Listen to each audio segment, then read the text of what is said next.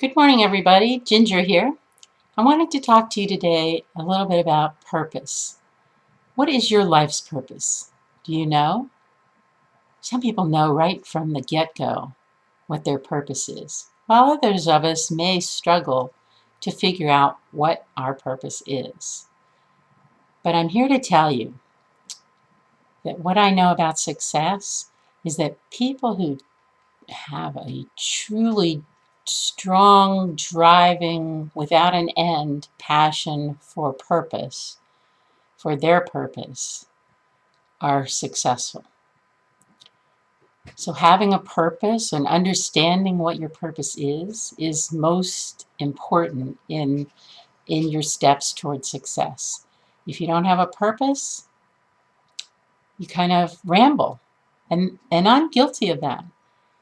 Used to be I had a purpose, and then I kind of lost it somewhere along the line as I aged and as I got lost in the corporate slugfest environment. It wasn't conducive to having a purpose. And I think one of the things that I did, just so you can learn from my mistakes, is I spent a lot of time, I hired coaches, I read a lot of books on how to find my purpose.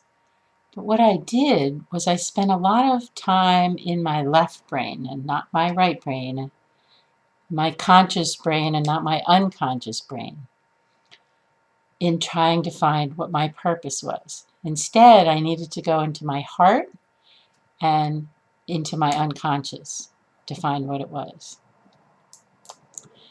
Now, I knew along the way that it was something to do with teaching others, and I wasn't sure exactly what it was. But in the long run, I've always been doing it.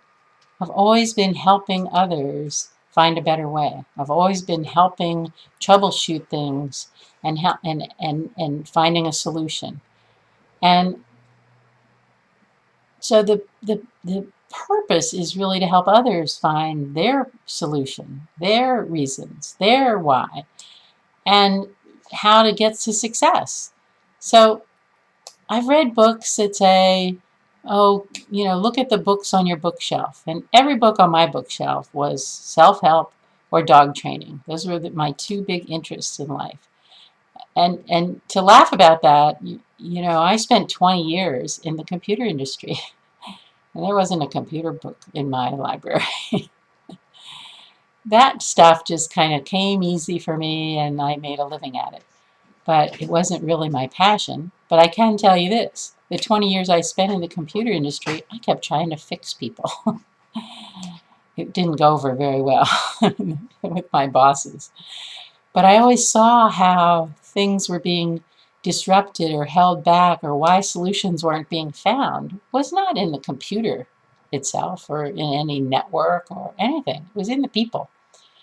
It was in the people, and it was also in the people not having a passion for what they were doing and totally disengaged. And then I spent the next 10 years selling employee assessments. And these were tests. Some of you might have taken them. Tests to get a better job, tests to find out who you are, tests for a company to decide whether you're the right employee for them. But what's interesting about that is that when I took that assessment myself, and one of the reasons why I went to work in that industry was because I realized that I was never going to fit in any mold, in any corporate life, in any way, shape, or form. Out of a scale of 1 to 10 on 20 different items, I was either a 1 or a 10. You can't get much different than that.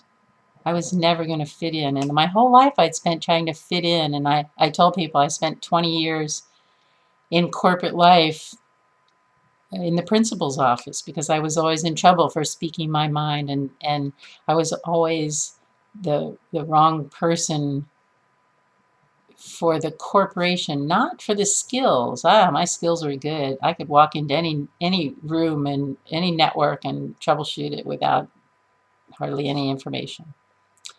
I just had a gut instinct for that stuff. But anyway, so how do you find your purpose? Well, You can do some meditation, you can do some hypnotherapy, you can do some other things, but I think journaling is another way. Just, just keep writing. Why am I here? What's my purpose? What am I talented at? Where do I spend my hours, you know, uh, speaking, training, talking? Now, I use education. I have a pretty high education level, and I used to tell people that bought my assessments, company HR people and managers, that one of the things you find in the world is that people go to college and they get a degree, and then they get that degree, like let's talk about a person who has a degree in finance. Well, why did they get that degree? They got that degree probably because their father or some important figure in their life said, get a degree in finance. You'll always have a job because there's always going to be money.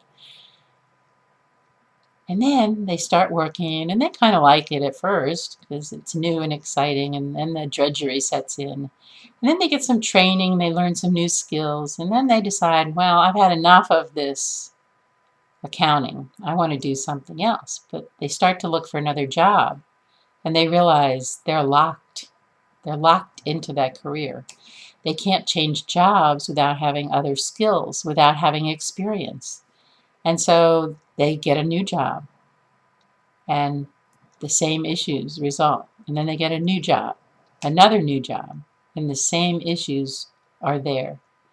It's because they never had a passion or a why for why they were doing it other than it was their father's idea. So education is great, but it does kind of set you down a path for corporate life. And while many people have had success with this, there's those of us who are never meant to be in corporate life, who have a passion for other things, who are more excited about breaking the rules than setting the rules. And I think it's important that you understand your why. And when you start to understand your why, you can do something like what I'm doing. Or you can learn more about your why by doing what I'm doing. And that is, if you click on the link below, you'll find more information about what I'm doing and the why I'm doing it. So thanks for joining me today. Have a great day.